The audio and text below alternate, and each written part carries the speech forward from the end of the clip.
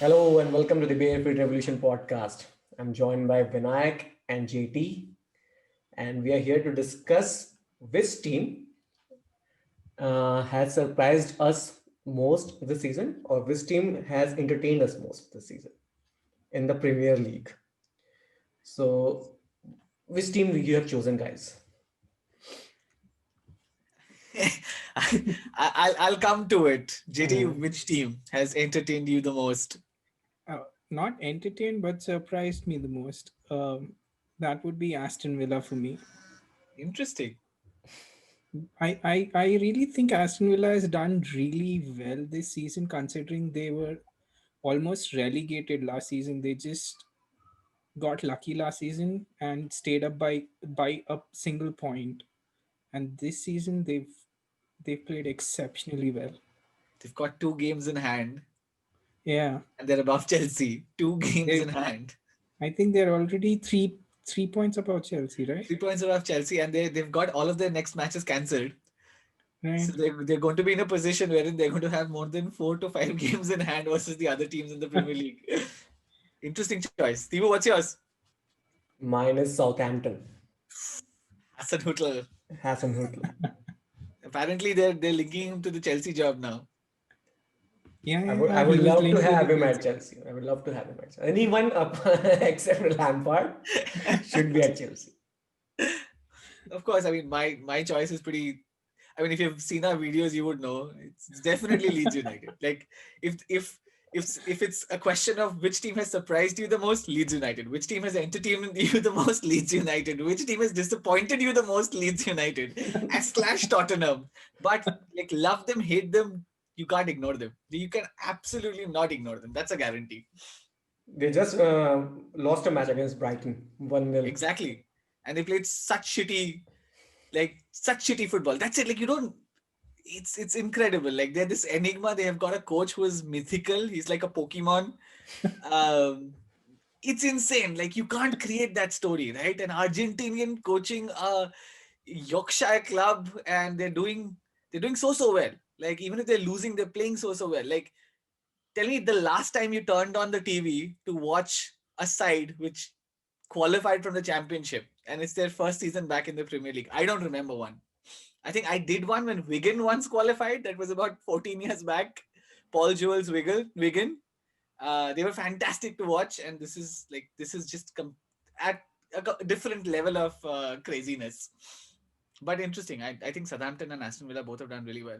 But Tibu, what about Southampton? Is it just the playing style, or is it the fact that It's the like they playing style and the money. I think they spend less than Leeds. They have spent less than Leeds, and they have spent less than Aston Villa also. So with that budget, playing with a certain philosophy, like even against Liverpool, they were not like all the time defending; they were attacking. And the best part of their game is like most of the time, what happens is if a certain team goes 1-0 up or 2-0 up, and around 85th minute, 84th minute, they start to go drop back and defend and kill the time. But with Southampton, they press, they yeah. go up, they That's the press, same thing with Leeds, right? They they don't know press. when to Leeds. stop. But Leeds is completely different thing. But with Southampton, they press. Even with Liverpool in the 90th minute, they were like not like dropping back completely. They tried to play a certain way in that match. So, and when he started crying, so that I really felt that. And like everyone has been saying, like they lost 9-0 and such a great transformation.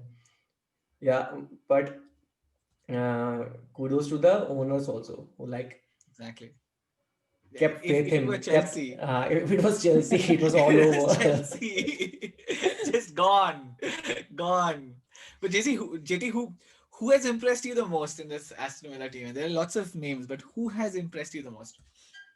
I I would definitely say Martinez has to stand out because of him I feel they've become so much stronger defensively, and they have that confidence at the back, right?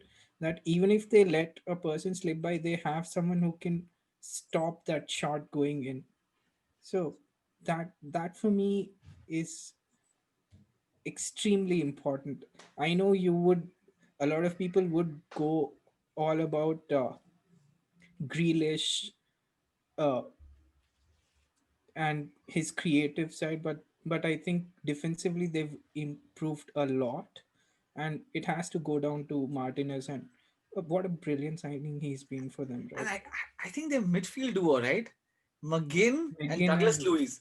yeah, yeah, Like McGinn is he's like an N'Golo Kanté but white. Like I don't want to be racist, but like he's that type of a player. He's constantly. Did you see his performance against Chelsea? I think he was the best player by a distance on the ground. Phenomenal. And even Douglas Luiz, he's just so smooth on the ball. Um, they figured out their midfield, right? Interesting. exactly. And And Thibaut, is and Southampton just Danny Ings, or is there more Southampton to is the whole Southampton than thing. Is just the whole pressing thing. Like even when they won the match against Liverpool with Fraser Foster in the as the goalkeeper. exactly? But So it's interesting, right? Like so all the three teams have right now certain philosophy, certain way they play. exactly. The like Aston Villa, and you will see how they take free kicks. They don't wait for the defense to set up and all. They just quickly take the free kicks every time. They all and the pressing is like always like from the striker the pressing starts. So you will in all three teams you will see certain style, Exactly. but with It's Chelsea weird, right? you won't see anything. That's the thing, right? It's so weird. Like you see the top teams, right? You see a City, you see a Liverpool, you see. I'm not even counting Chelsea, Tottenham, United. They have no style, no philosophy. But if you see Liverpool and City, they have changed their style of play like a little bit. Like it's come down. Their levels have come down. Their pressing has come down. It's not as vigorous. City sometimes sit back. Same with Liverpool. I haven't seen that like in the last 3 years.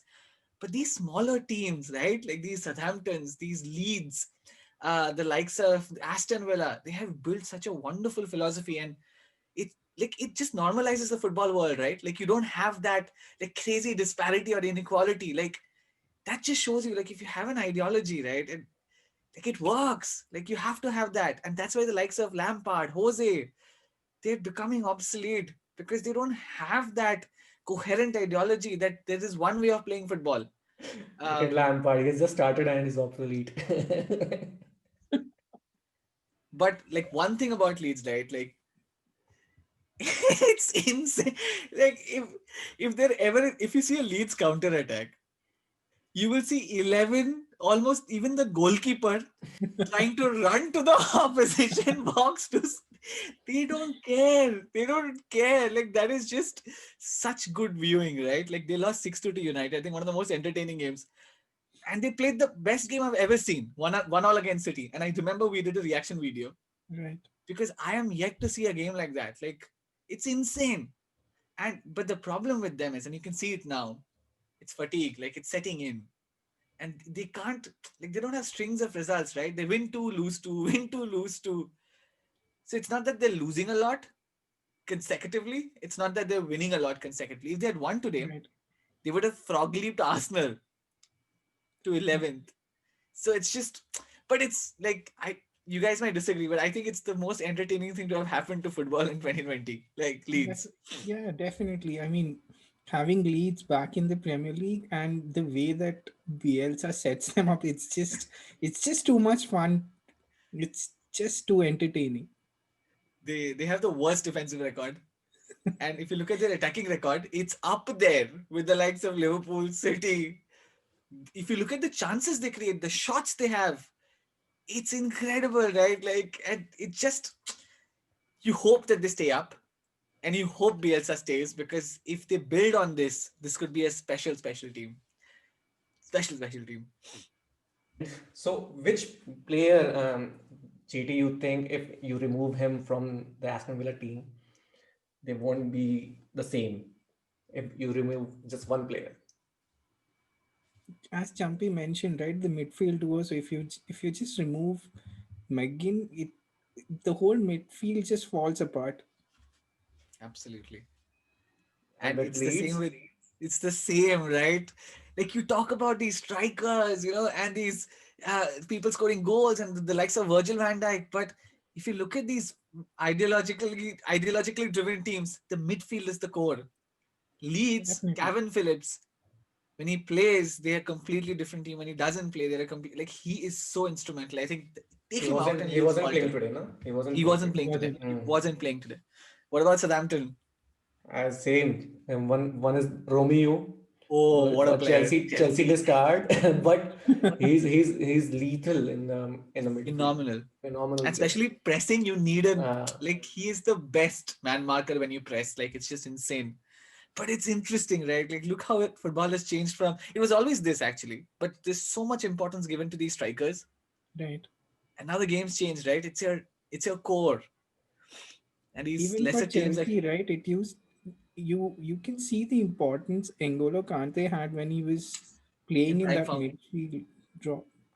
Just unbelievable the impact that he has, right? But anyway, I think we're digressing, but Yeah. end of conversation. But super so exciting, three teams. wasn't it too obvious? Like we picked the three teams which are actually doing well. Like anyone would have predicted, like it would be Leeds, Southampton. Why not Everton? Or But Everton are not exciting to watch.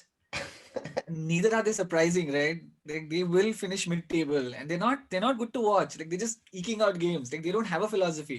I think we Hmm. picked these three teams because they have this ideology and philosophy, and they will keep surprising us because of this. They will keep surprising us and entertaining us. I don't see that in any of the other teams. Cool. So in the next episode, we have to pick one team from the whole of Europe, which has Oh, surprised that's you going the to be most fun. or has entertained you the most. That's going to be fun. There's so many, so And many. it should not be from the Premier League because we have already picked Perfect. Yeah, three. we keep doing Premier League. Fantastic. Okay, guys. Thanks, Chalo. thanks for